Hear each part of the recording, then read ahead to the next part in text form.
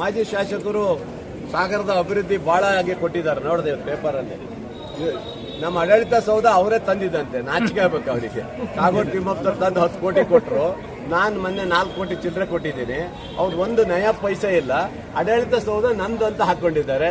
ಇದ್ರಲ್ಲೇ ಗೊತ್ತಾಗುತ್ತೆ ಇವರು ಸುಳ್ಳು ಎಷ್ಟಿದೆ ಅನ್ನೋದು ಗೊತ್ತಾಗುತ್ತೆ. ಜೋಗ್ ಪ್ರಾಧಿಕಾರಕ್ಕೆ ಅನೌನ್ಸ್ ಮಾಡಿದ್ರು, ₹1 ಬಿಡುಗಡೆ ಮಾಡಿಲ್ಲ. 90 ಕೋಟಿ ಬಿಡುಗಡೆ ಮಾಡಿದ್ ನಾನು.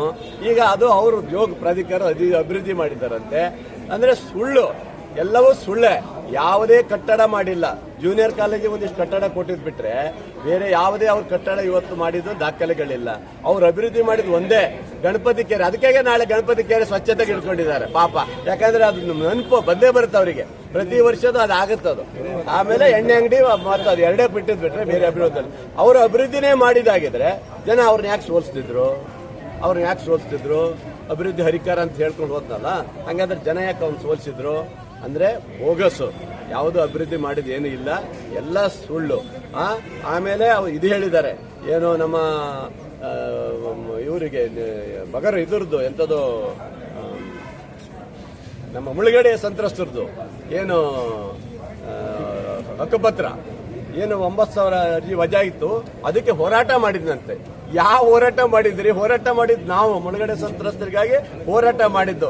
ಈ ಪಾಪಿಯಿಂದಲೇ ಇವತ್ತು 9,000 ಜನ, 9,000 ಕುಟುಂಬ ಇವತ್ತು ಅನಾಥ ಆಗಿದೆ. ಇವತ್ತು ಮುಳುಗಡೆ ನಾಯಕ ಅಂತ ಹೇಳ್ಕೊಂಡು ನಾಚಿಕೆ ಆಗ್ಬೇಕು ಇವರಿಗೆಲ್ಲ ಇವತ್ತು ಹೇಳ್ಕೊಂಡು ಬರ್ತಾ ಇದ್ದಾರೆ. ಹೋರಾಟ ಮಾಡಿದಂತೆ. ಯಾವ ಹೋರಾಟ ಮಾಡಿದ್ದ? ಇದೇ 3 ಜನ ಇವ್ರ ಪಾಪಿಗಳು ಇವ್ರದ್ದು ಅನ್ಯಾಯ ಮಾಡಿದ್ರು. 9,000 ಅರ್ಜಿ ವಜಾ ಆಗಿದೆ ಇವತ್ತು ಇವರಿಂದಲೇ ಇವತ್ತು ಹೋರಾಟ ಮಾಡಿದ್ದು. ನಾವು ವಿರೋಧ ಪಕ್ಷ ಇದ್ದಾಗ ಶಿವಮೊಗ್ಗದಲ್ಲಿ ಮುಖ್ಯಮಂತ್ರಿಗಳು, ಉಪಮುಖ್ಯಮಂತ್ರಿಗಳು ಮಧು ಬಂಗಾರಪ್ಪ ನೇತೃತ್ವದಲ್ಲಿ ಪಾದಯಾತ್ರೆ ನಾವು ಮಾಡಿದ್ದೀವಿ. ಈ ಪಾಪಿಗಳು ಯಾರು ಮಾಡಿಲ್ಲ. ಇವ್ರು ಯಾರು 3 ಜನ ಅಂದ್ರೆ MP ಸೇರ್ಯಾರ. ಆಮೇಲೆ ರೂರಲ್ ಇದ್ದಿದ್ದಲ್ಲ ಅಶೋಕ್ ನಾಯ್ಕ, ಅವನು ಸೇರ್ಕೊಂಡು ಇವರೆಲ್ಲ ಅನ್ಯಾಯ ಮಾಡಿದ್ದಾರೆ ಬಿಟ್ರೆ ಬೇರೆ ಏನು ಇಲ್ಲ ಇವರು.